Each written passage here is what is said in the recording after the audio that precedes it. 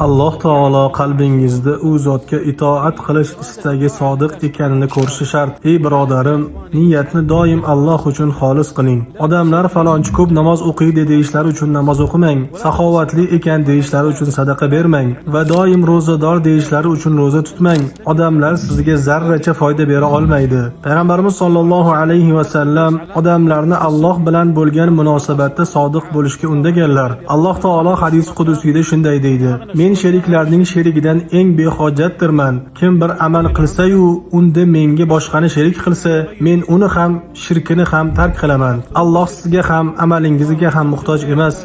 Aksincha, siz Allohga nihoyatda muhtojdirsiz. Robbingizga har qachongidan ham ko'proq muhtojsiz.